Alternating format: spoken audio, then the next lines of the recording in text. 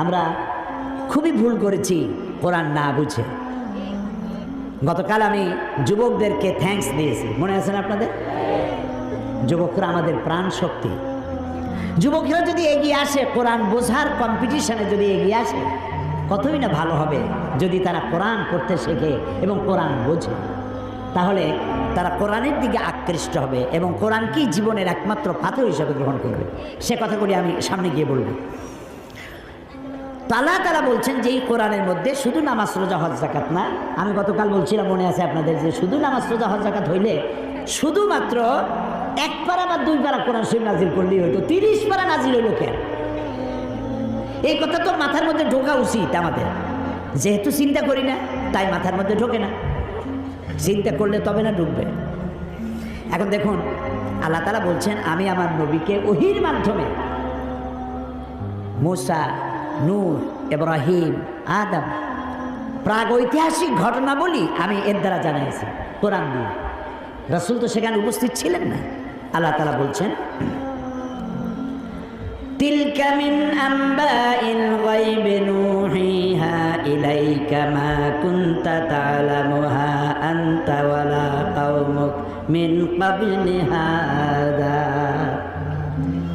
তিলকা মিন আম্বাইল গায়ব, এটা হচ্ছে সেই অজ্ঞাত ঘটনা যা ওহীর মাধ্যমে আমি আপনাকে জানাইছি। তা না হলে আপনি এবং আপনার কওম, আপনার জাতি এই সম্পর্কে কিছুই জানতো না। না ইব্রাহিমের ঘটনা, না নূহের ঘটনা, না মূসার ঘটনা, এগুলো কিছুই জানতেন না। হযরত ইউসুফ আলাইহিস সালামের কথা বলে আল্লাহ তাআলা বলছেন, যালিকা মিন আম্বাইল গায়বি নূহিহি ইলাইকা ওয়া মা কুনতা লাদাইহিম ইজ আজমাউ ওয়া হুম ইয়ামকুরুন। এটা হচ্ছে সেই অজ্ঞাত কাহিনী যা আমি ওহীর মাধ্যমে আপনাকে জানাইছি। অথচ তার ভাইয়েরা যখন ইউসুফ আলাইহিস সালামের বিরুদ্ধে ষড়যন্ত্র করছিল, তখন আপনি তার কাছে ছিলেন না। আমি আপনাকে জানাইছি ওহীর মাধ্যমে। মূসা আলাইহিস সালামের ঘটনা আল্লাহ তাআলা বলে তারপরে বলতেছেন, ওমা কুনতা বিজানিবিল গারবি ইজ কাদাইনা মূসা আমরা ওমা কুনতা মিনাশ শাহিদিন। মূসা আলাইহিস সালাম তিনি পশ্চিম, সেই সিনাই পর্বতের পশ্চিম দিগন্তে, পশ্চিম প্রান্তে তিনি যখন আক্রান্ত হয়েছিলেন, সেখানে আপনি উপস্থিত ছিলেন।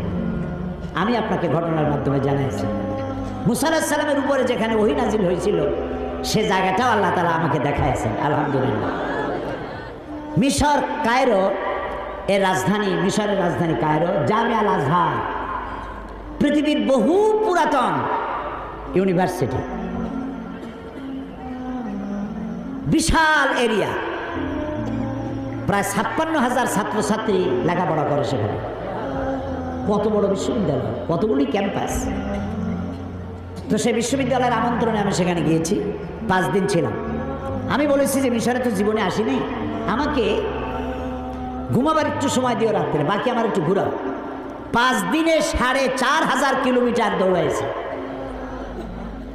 সিনাই পর্বতের সেইখানে গিয়েছি যেখানে ওহী নাজিল হয়েছিল। মূসা আলাইহিস সালাম মাদায়েন থেকে এসেছেন, প্রচণ্ড ঠান্ডা, পথ হারিয়ে ফেলেছেন। স্ত্রীকে বলছেন, সাথীদেরকে এখানে অপেক্ষা করো, আমি তো ওই যে আগুন দেখা যায়, আমি হয় আগুন আনবো, আর না হয় আগুন দিয়ে আলো দিয়ে রাস্তা চিনে নেব কোন দিকে যেতে হবে। ফালাম্মা আতাহা, যখন তিনি ওই আগুনের কাছে গেলেন, নুদিয়া ইয়া মূসা ইন্না আনা রাব্বুক। হে মূসা, এটা আগুন টাগুন কিছু না, আমি তোমার রব, আমি তোমার আল্লাহ। ফাখলানা আলাইক ইন্নাকা বিল ওয়াদিল মুকাদ্দাসি তুয়া। জুতা খোলো, এখানে আমার নূর পড়েছে। সুবহানাল্লাহ। জুতা খুলে আসো। ওয়াদি মুকাদ্দাস, ওয়াদি বলা হয় 2 পাহাড়ের মাঝখানে যে সমতল ভূমি থাকে, এটাকে আরবিতে বলা হয় ওয়াদি, আর বাংলায় বলা হয় উপত্যকা। তো আমরা যখন গেছি, ওয়াদি মুকাদ্দাস সাইনবোর্ড দেখেছি, জুতা আগেই খুলছি বর্ষটা। তারপরে গেলাম সেখানে, যেই গাছের উপরে আল্লাহর নূর পড়েছিল, সেই গাছটা, ওরা বলে এটা সেই গাছ। তা আমি এর ঐতিহাসিক সত্যতা নাই বলে মনে করতে পারলাম না যে এটা সেই গাছটাই। ওই গাছের পাতায় পাতায় অনেক চিঠি। আমি জিজ্ঞেস করলাম, এই চিঠিগুলি কিসের? বললো যে ইহুদিরা আসে, খ্রিস্টানরা আসে, মুসলমানও আসে, আল্লাহর কাছে চিঠি লিখে ওখানে ধুয়ে যায়। এই খাই খেয়ে কাম না পাইলে করবে কি? তো এটা আমার বলার উদ্দেশ্য ছিল না। আমার বলার উদ্দেশ্য ছিল যে আল্লাহ তাআলা দেখাইছেন বহু কিছু, এমনকি মুসা আলাইহিস সালাম রে এত জ্বালা দিল যে ওই ফেরাউনকেও দেখে আসছে, এখনো দাঁত ছিটকে পড়ে আছে। আল্লাহ তাআলা তাকে রেখে দিয়েছেন। আল্লাহ বলছেন, তোরে মাটিতেও খাবে না, পানিতেও নষ্ট করবে না, পোকামাকড়ও নষ্ট করবে না, তোরে আমি শুটকি বানায় রাখবো কিয়ামত পর্যন্ত। তোর মতো ফেরাউন যারা হবে তোরে দেখে যেন তারা উপদেশ নিতে পারে। আল্লাহ তাআলা এটারও দেখাইছেন, পিরামিডও দেখাইছেন।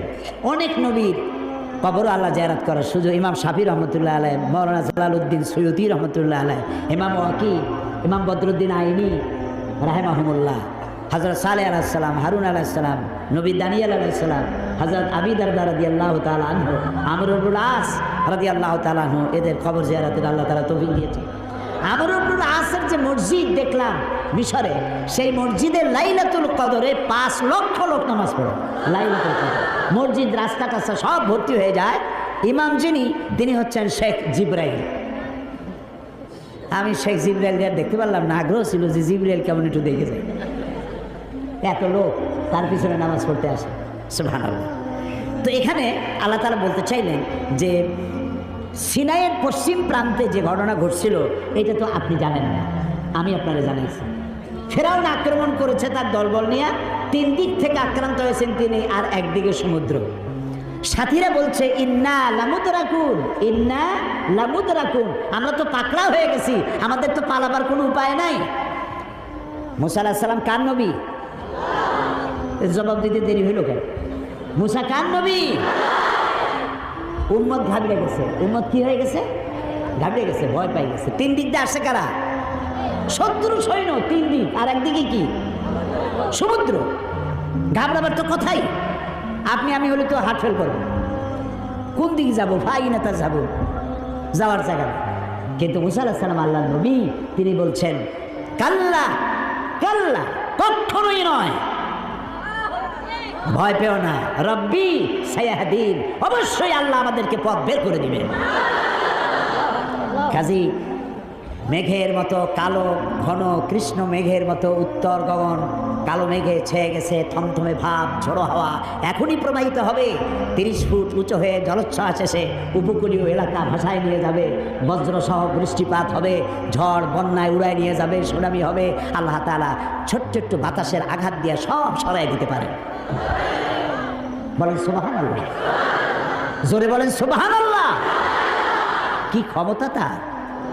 ফাআলুল লিমা ইউরিদ, যা খুশি তাই করতে পারে। তো আল্লাহ তাআলা ওহীর মাধ্যমে এই কথাগুলি জানাইছেন। বিজ্ঞানীরা, ওই যে বলছি যে বিজ্ঞানীরা যে কথাগুলি আজ বলতেছে, যেমন 1665 খ্রিস্টাব্দে স্যার আইজ্যাক নিউটন তিনি দেখলেন গাছের থেকে একটা আপেল পড়লো মাটিতে। তিনি তখন চিন্তা করলেন যে আপেলটা মাটিতে পড়লো কেন, এটা তো উপরে উঠে যেতে পারত। এইটা চিন্তা করলেন। চিন্তা করে করে 1665 খ্রিস্টাব্দে তিনি মাধ্যাকর্ষণ শক্তি, ল অফ গ্র্যাভিটেশন, এটা আবিষ্কার করলেন। কত খ্রিস্টাব্দে? 1665।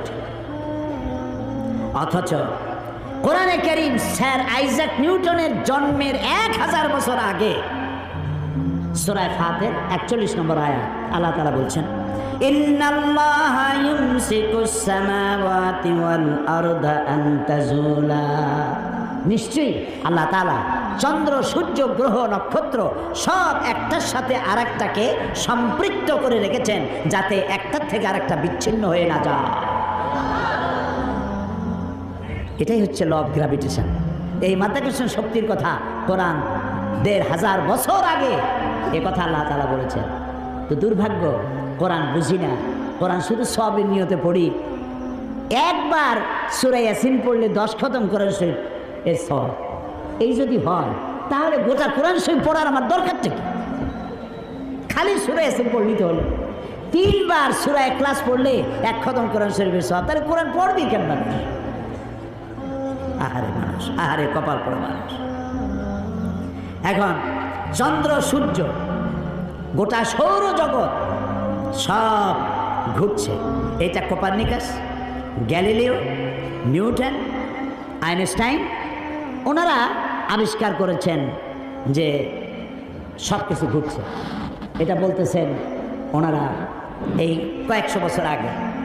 অথচ ১,৫০০ বছর আগে আল্লাহ তাআলা কোনটা ঘোরে? চন্দ্র ঘোরে না সূর্য ঘোরে না দুনিয়া ঘোরে? কে ঘোরে? একথা সূরা ইয়াসিনে আল্লাহ তাআলা তার নবীর কাছে বলে দিয়েছেন।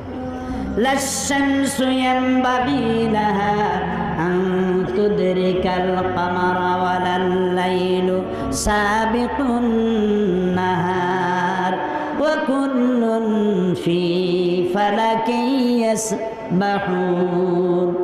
প্রবল জ্ঞানী হইবে যাহারা, আপন মনেতে বুঝিবে তাহারা, রাত্রি পারে না আগে যাইবার, দিনের স্থান করে অধিকার। যার যে স্থান বহাল রাখিয়া ভ্রমণ করেছে খোদাকে ডরিয়া। শুধু পৃথিবী করে না, আল্লাহ তাআলা বলছেন ওয়াকুল্লুন ফি ফালাকি ইয়াসবাহুন। যা কিছু আছে মহাশূন্যে, এই পৃথিবীটাও মহাশূন্যে। পৃথিবীটা কোথায়? মহাশূন্যের উপর ভাসমান। তো মহাশূন্যে ওয়াকুল্লুন ফি ফালাকি ইয়াসবাহুন, মহাশূন্যে যা কিছু আছে সব ঘুরতেছে আর ঘুরছে। Activities life, inactivities death.